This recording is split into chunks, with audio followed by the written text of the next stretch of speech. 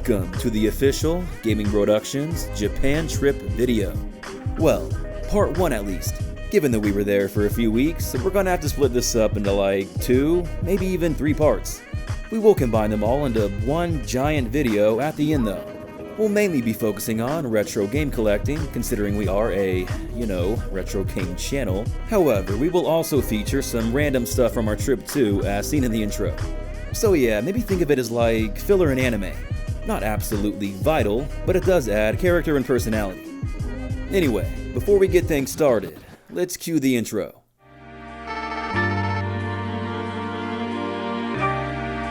The light is your guide. Dream is what keeps you going.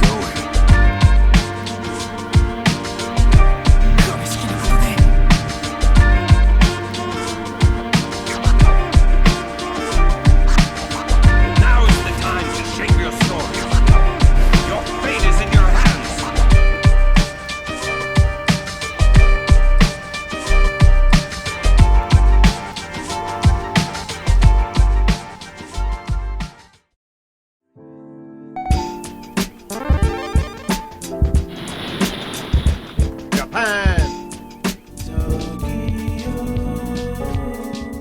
Alright, the first part of the trip, we got good old Tokyo. Joining Evan and I will be our longtime childhood friend and neighbor, Ryan Guy. You're in Japan. Ah, there he is. We got in at like 6 or 7 a.m. and couldn't check into our Airbnb yet, so we had to do some walking around for a while. First meal of the trip was a pretty basic breakfast, but it was pretty good. This toast was incredibly fluffy though. For real, some of the best toast I've ever had. We still got some time to kill, so let's check out some sights around Ueno.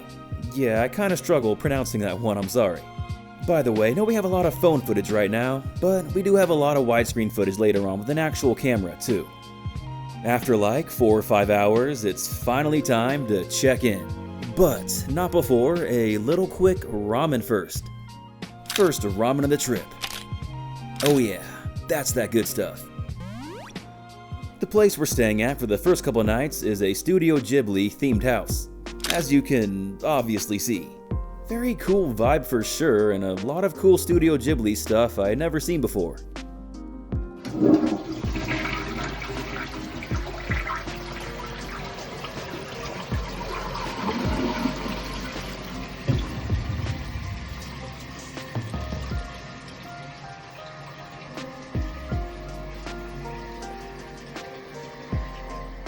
Yeah, it's maybe more for like a small family, not 3 grown men. I had to couch it up a couple nights, but it's fine. After lounging around for a while, we get ready and hit up a okonomiyaki place, which is a Japanese savory pancake.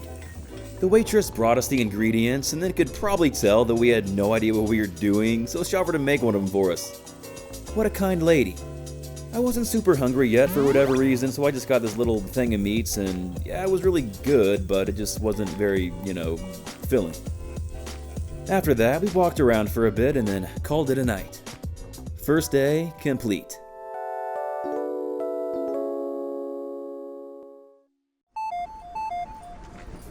First thing next morning, we hit up 7-Eleven, one of the very many trips on this trip. This was definitely a daily occurrence, often multiple, and if you've ever been to a Japanese 7-Eleven, you know why. The food quality is very high, and it's super cheap. Quick tangent here, but we dropped some merch recently, one of which being a Final Fantasy 7-Eleven shirt. We have some other Japanese convenience store inspired designs too, like this Family Mart and Pokemon one, and this Lawson and Lon Lon Ranch one. We'll put the link to these in the description. By the way, look at how close our Airbnb was to this 7-Eleven. So convenient. Here's some of the snacks we got. The first of very many rice balls consumed on this trip. This protein bar wafer, man. Aw, dude, I wish we had these in the States. For lunch, we hit up a nearby sushi spot. Fresh, delicious, affordable. Just how I like my food. Afterwards, we turn on a little Princess Mononoke as we get ready for the night to finally hit up some nerd stuff. Yes, tonight is the night of Akihabara. 次は秋葉原。秋葉原。お出口は左側です。The next station is 秋葉原。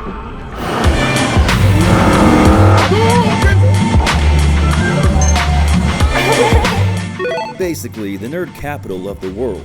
If you want all things anime, manga, video games, figures, whatever, you come here. I mean, don't expect great prices, it's touristy as hell, but you kinda just go more for the vibe and to, like, look and walk around. And that, we definitely did. There's so many random stores you can go into, all with huge collections, it's actually pretty crazy. There's certainly no shortage of stuff to browse here. Dude, I could have spent hours alone looking at the Super Famicom section in just this one store. We didn't actually buy anything this night, but trust me, a lot of stuff is bought later. Don't you worry, money was spent on this trip.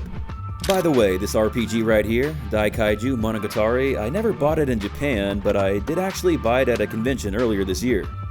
Yeah, go figure, right? Anyway, while we're talking games, we might as well hit up the iconic Super Potato, the most famous retro video game store in all of Japan. There are multiple locations, some of which you'll see later in this trip. However, the Akihabara location is the biggest. It's 3 floors high and full of retro gaming stuff everywhere. It's equally like a museum of retro video games as it is an actual store. Your mission. You don't even need to buy anything, it's just fun to admire the beauty of the history. And that we absolutely did. After browsing for a while, we decided to check out the largest electronics store in Japan. This place was massive. So many floors of so many different stuff. You could spend like an entire day in here. This floor had a bunch of capsule machines, so let's try my luck on this Dragon Quest one. I'll take it, I guess. On the highest floor, they even had some batting cages, so you know we had to take a few hacks. I played baseball in high school, a little bit in college, and I even play in a couple softball leagues now, so I just love the sport. Plus, I mean, come on, batting cages in Tokyo? When the chance comes to roleplay Persona 5 or Yakuza, you take it. Well, we burned off a lot of calories now, so let's cap the night off with some ramen. Gotta pass by Waifu Lane first though. We use Rappel to fend off the siren calls and then arrive at our destination. And what a sweet destination it is. Or a savory one, I guess I should say. And with that, day 2 is complete.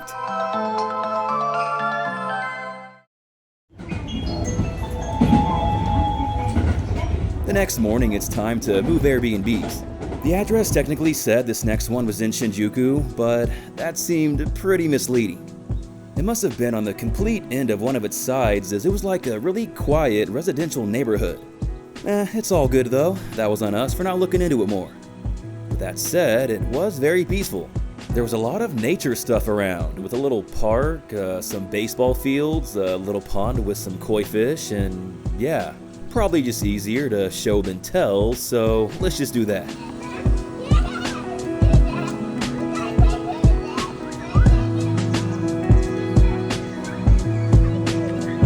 After this, we checked out a nearby grocery store. Man, between the selection, the prices, the music, the little intercom voice, it's quite the atmosphere in here. There's just something very cozy about browsing a Japanese grocery store.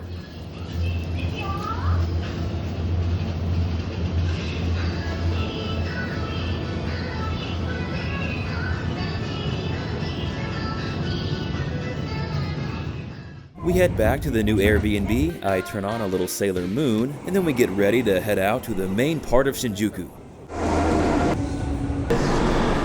We hit up this Korean spot for some fried chicken and some fondue. A lot of places have this like all you can drink for an hour or two, and yeah, it's a really good deal, so we did that. And yeah, consuming poison is kind of just what we did the rest of the night. Don't really need to get into specifics here, but trust me, conversations were had and shenanigans ensued. Yes! And with that, day 3 is complete.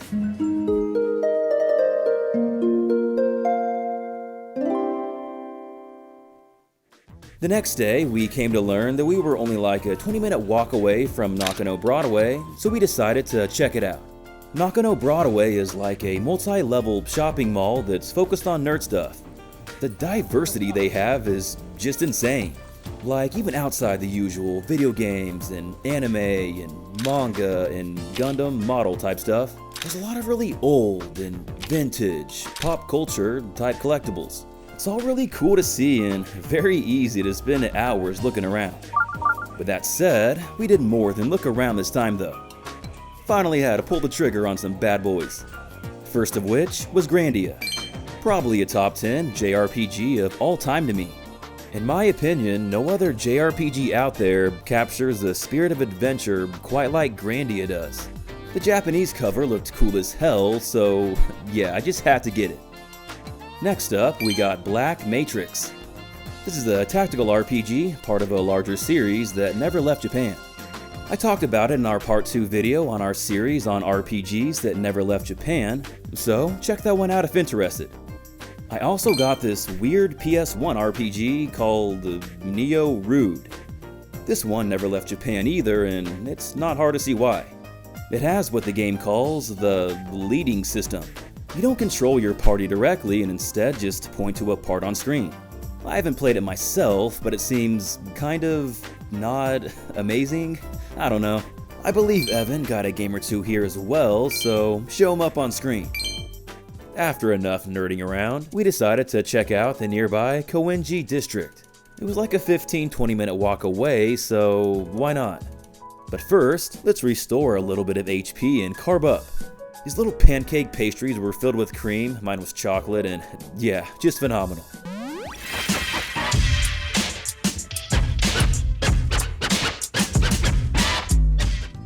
Koenji is like this retro district with a focus on vintage clothing shopping, coffee shops, a live underground music scene with a focus on punk rock, and yeah, it's like a pretty unique and cool vibe. Couldn't really do any thrifting as by the time we got there most stores were closed, but there was a Hard Off nearby that we did check out.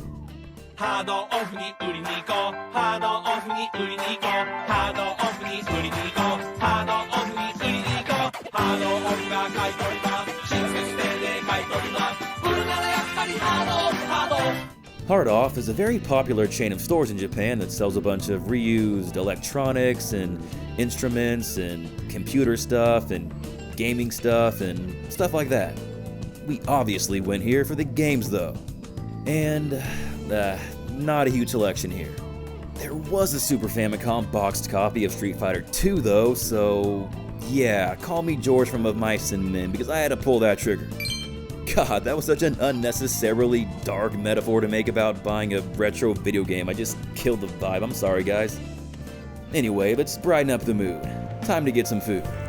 There's a lot of izakayas in Koenji, so we went to one of these. An izakaya is a casual outdoor eatery more focused on finger foods and apps and stuff like that. Oh, and drinks too. They're very popular to socialize with friends and to eat and drink and just hang out. We got some pretty solid skewers here. Very tender, very moist, very good. After grubbing down, we happened to come across an underground arcade. It was kinda small, but still pretty cool. Ryan tried some Gundam game and yeah, got absolutely wrecked. It's pretty hard if you don't know what you're doing. It's kind of a complex game. I stuck with something a little more easy and played a Blaze Blue game. Well, I'm sure it's a very complex game to actually get good at, but the arcade mode is easy as I did beat it. Evan was more dance game guy. He's always dance game guy.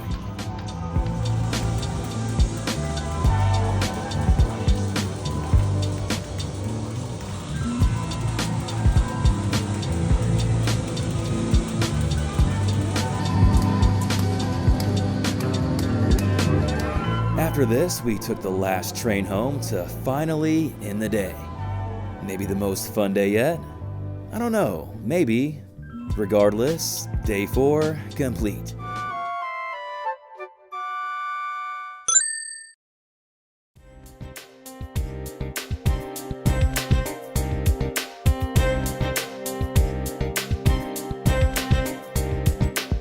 Okay, so day 5, we did our most retro game shopping yet. Ryan stayed back for this one, but Evan and I hit up Ikebukuro during the day. 次は池袋。池袋。お出口は左側です。The next station is 池袋。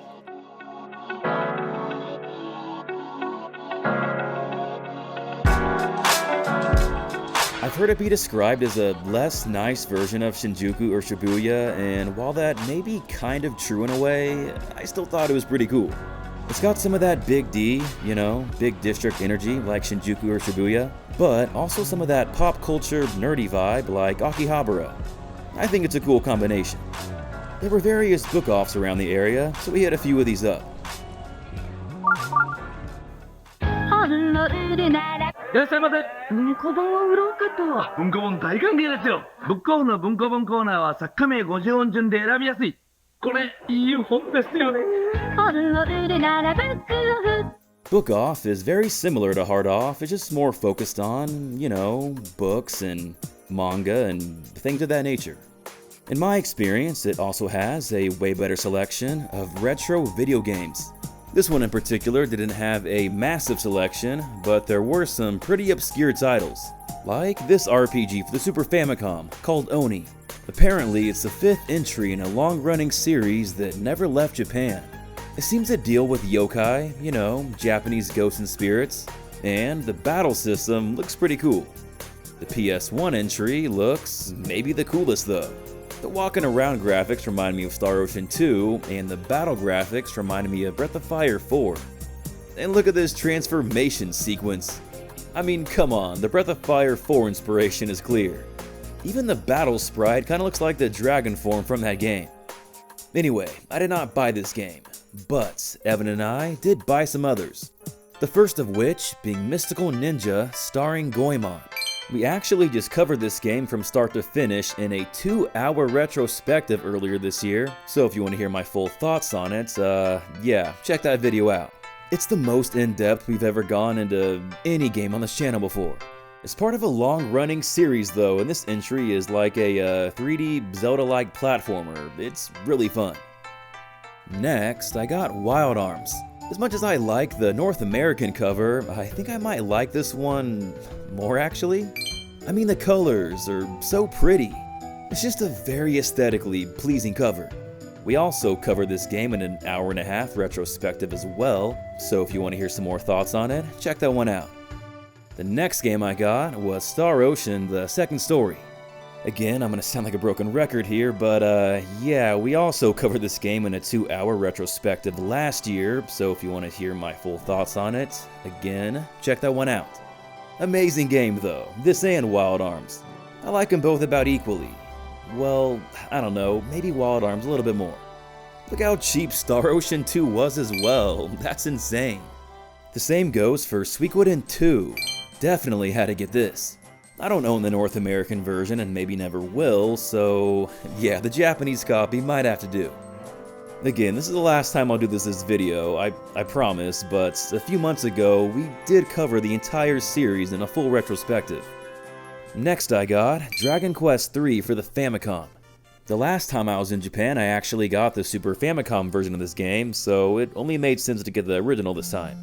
I'm getting pretty close to finishing my Japanese Dragon Quest collection. I'm pretty stoked. Switching it up from RPGs, I also got Air Guys. This was a fighting game by Squaresoft with Final Fantasy characters. Pretty cool concept, for sure. To round out the PS1 games, Evan got Parappa the Rapper. You gotta do what? I gotta believe!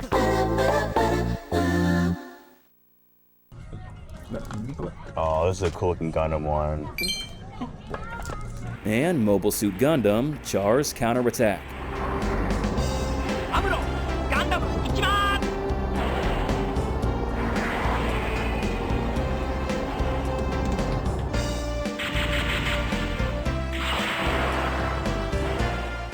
For the Super Famicom, Evan got Mother 2, otherwise known as Earthbound.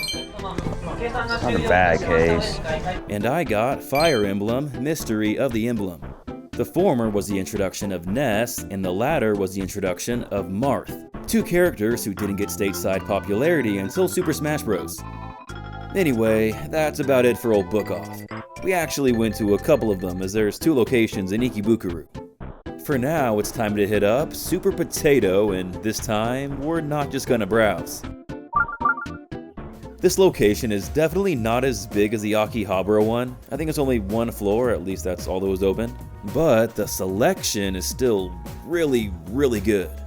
I found the prices to be quite a bit more affordable too. Hence why we bought some stuff here and not the other place. Before we talk about what we did buy though, let's show some of the obscure shit that we did not buy. It's always just fun to admire the box art, you know? Some of this stuff is just so cool. It's especially cool seeing Japanese-only titles that never released here. This Dragon Knight series always kind of stuck out to me. I read the 4th one in particular is a banger too. Got some various anime licensed titles. Very nice. Emerald Dragon is a pretty fun game. It's got gorgeous character portraits, and there is a fan translation. Marvelous is a really interesting title. It's actually a first-party Nintendo game and uses the same engine as The Link to the Past. There is a fan translation too. Same with the other Super Famicom Goemon games that never left Japan. They had 2, 3, and 4 here. They also had a lot of games that did come out in the West, just under a different name. Like, you remember Paladin's Quest? The most generic name ever about a game with 0 paladins? Well, it's called Linus in Japan, and the box art is way more fitting of how unique this setting really is. Very otherworldly colors and architecture. It's quite cool. I talk about it a bit in our video about RPGs with unique atmospheres. And then, you know, Lufia? Oh, you mean Estopolis? God, this box art straight up kicks the North American version's ass. Like, I'm talking shoving it into lockers, stealing its lunch money, giving it a swirly, you know, that bad. From that same era of RPGs, you remember Illusion of Gaia? Well, in Japan, it was known as this. Nah, I'm just kidding. I'm pretty sure it's still called Illusion of Gaia. I just can't read Japanese. The box art again, though, is way cooler. Alright, last Super Famicom game, but I gotta give a shout out to Joe and Mac. Me and Evan played this on co-op so much back in the day. We didn't actually beat it until we were in like our 20s though, so yeah. In retrospect, the controls kind of suck, but the game is just so colorful and charming. For PS1 games, what you know about the burger simulation game, Burger Burger? While everyone else was crying about Mother 3 not being localized, there I was, just sadly eating a burger, fantasizing about the life of a Japanese kid going home to play Burger after school. Sometimes life just isn't fair. For those who have never heard of Tearing Saga, there's a pretty interesting story behind it. Probably looks a little familiar to a certain Nintendo series, right? Well, after the creator of Fire Emblem left Intelligent Systems and therefore Nintendo, he made this game for the PS1. Nintendo actually sued him for the similarities of Fire Emblem and lost. This legal win kinda set the precedent for spiritual successors to be made without any ties to the original developer. Without it, we may have never gotten games like Mighty Number 9. Okay, maybe we all lost with that one, am I right? Or Bloodstained, to use a better example. So yeah, pretty interesting footnote in video game history. As for the game itself, it's pretty good. It has been translated by fans online too. Okay, enough talking about games that we didn't buy though. Let's actually talk about some games that we did of mice and men on. Games like Saga Frontier 2 and Front Mission 2 I honestly just bought because they were really cheap. While I have respect for the series, I was never really a huge Saga guy. This is one of those rare cases though, where as cool as the Japanese cover is, I think the North American cover is equally as cool. For Front Mission 2, this one actually never came out in the West. It seems cool, I just haven't played it.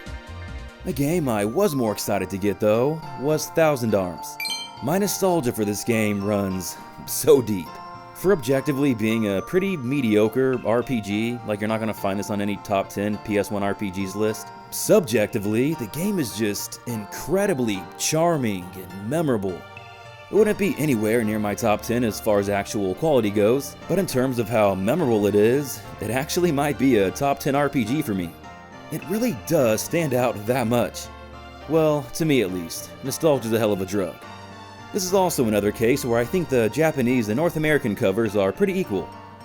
Next up, I got the PS1 Final Fantasy Collection. This contains enhanced ports of Final Fantasy 4, 5, and 6. It's a really cool case, so yeah, there's just no way I couldn't get it. Same thing for The Legend of Dragoon. Legend of Dragoon. This is another one I played a lot as a kid. Look at how happy I was to get it here. Over the years, my opinion of the game has kind of lowered a bit, to be honest, but I still think it has incredible atmosphere, world design, music, and visuals. However, the next game is even stronger in these aspects. Yes, Evan got Chrono Cross. While this has my favorite atmosphere out of any video game ever, it's Evan's favorite RPG of all time. I think he beat it like close to 10 times as a kid. I mean, the New Game Plus helped a lot, but still. Was it the sequel to Chrono Trigger that many fans wanted?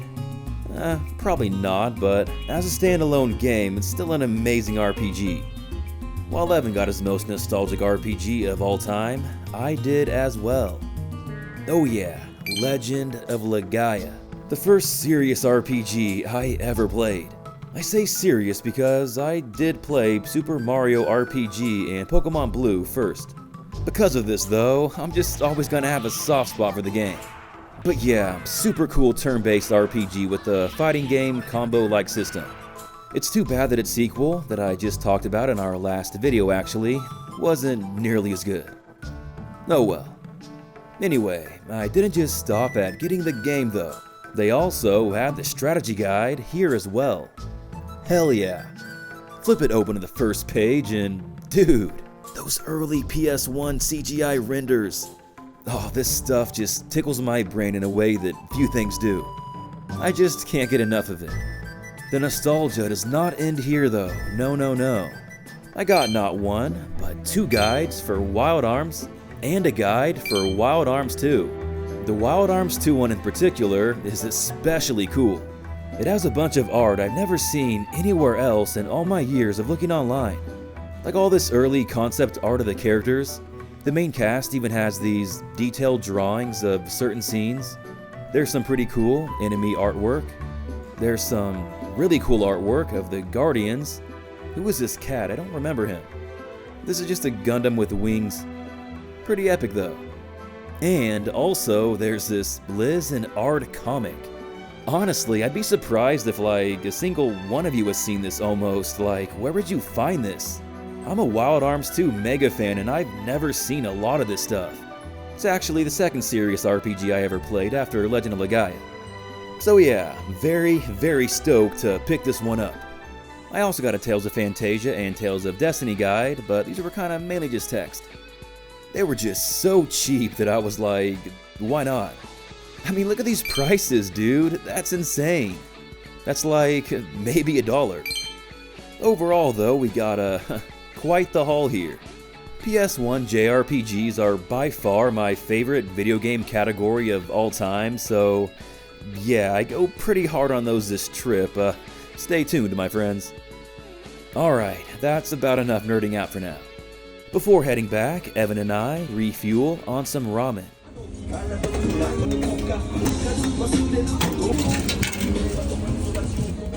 Now, what does tonight bring, you might be asking? Well, what does one typically do after retro game shopping all day? Go to a hip hop concert. Duh. It was in Shibuya, so we had a little bit of a journey to get there. So, we grabbed some roadies and we're on our way. Biro? Biro. Corbin? Biro? Biro. No Mizu. 次は渋谷。The next station is 渋谷。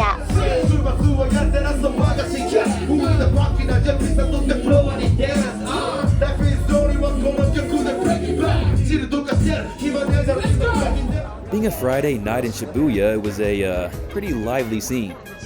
We got there early, so we saw all the opening acts.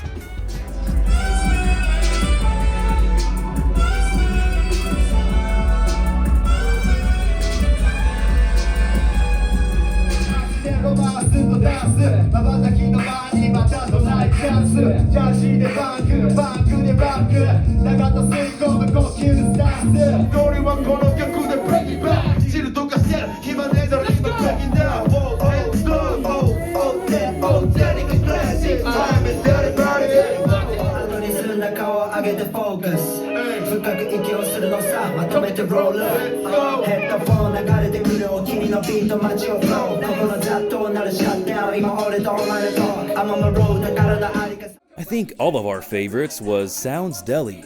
Each member had their own style and they just had like that 90s East Coast vibe down. They were just super dope. The sax homie straight up killed it too.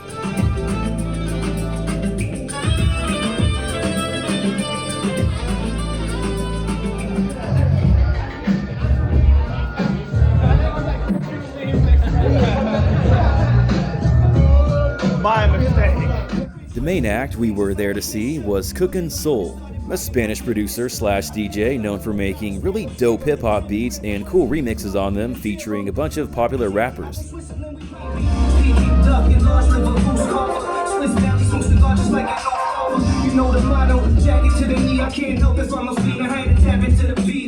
He didn't come on till about, well, almost 3 a.m. Yes, you heard that right, 3 a.m. So with that said, we did not stay the entire set. We probably saw about half of it though and left a little bit after 4. What we did see, however, was really cool. It was just pretty late and I don't remember a whole lot, to be honest. We ended up Ubering back because trains were closed, but they do actually open at like 5 a.m. So in hindsight, I don't know why we didn't just wait a little bit longer, but yeah, oh well. Whew, man, that was certainly a day. A lot of fun though. Day 5, complete.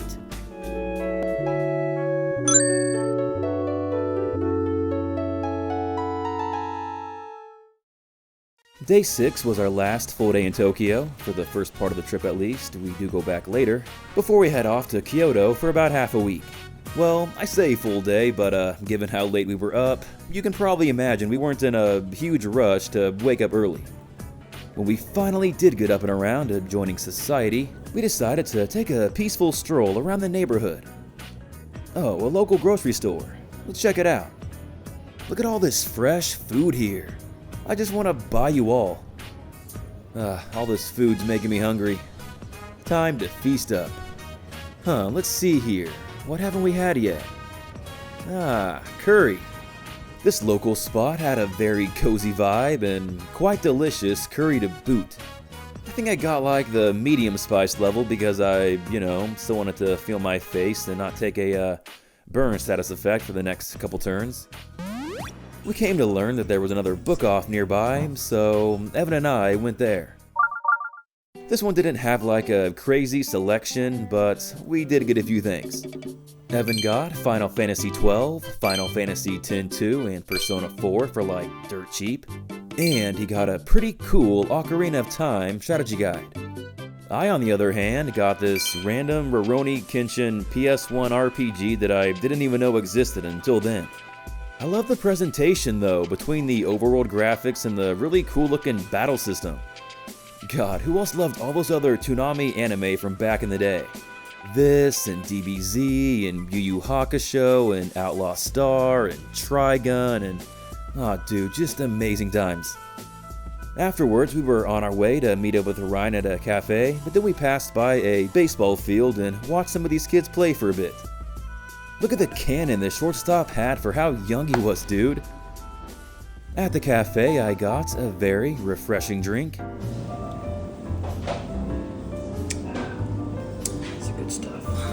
And a pork cutlet sandwich. I don't remember what Evan and Ryan got, but we did split this Halloween dessert since it was in like less than a week. Nothing like 3 bros sharing a banana and some cream together. Afterwards, Ryan left the party, and Evan and I took the train over to Ebisu. We honestly didn't really do a whole lot though, as we were leaving for Kyoto the next morning. Just kinda took some scenic walks and hit up Don Quixote. Man, Don Quixote, that's it's kind of a topic on its own. This video is already long enough, so I'll talk about this more in the next one. On the way to get some ramen, we passed by a really cool mural of Osamu Tezuka. He's known as the father of manga and one of the most prolific animators of all time. He's probably best known for Astro Boy, but he has tons of classics. We then got an extremely aesthetic looking bowl of ramen with the prettiest egg ever, and then it was finally time to head back. When we got back, I realized I hadn't done any laundry yet and I kinda needed to do some for tomorrow, so yeah, I ended up walking to a nearby laundromat at like 2 a.m. I finally got done past like 3 and not gonna lie, it was kind of a vibe walking back.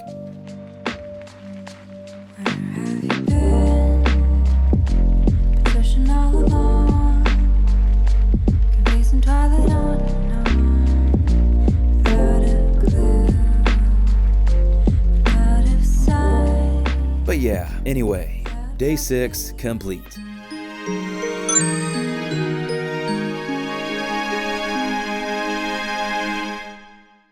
Push it in! Work your body, work your body.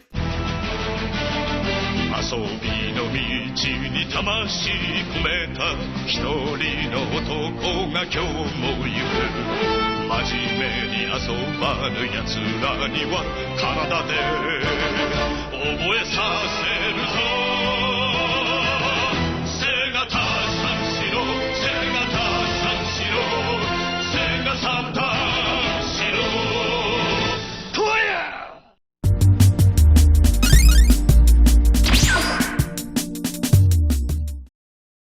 The next morning, it was time to go to Kyoto. I didn't really have room for all the games and guides in my traveling bag, so I had to walk around with this guy. Yeah, it was not convenient. Gonna have to figure out something better later for sure. Before leaving, let's do a quick tally up of everything we've bought. Well, gaming related. Here's the total price in yen. Here it is in dollars. And here it is in gil. If you think this is a lot, you've seen nothing yet, my friends.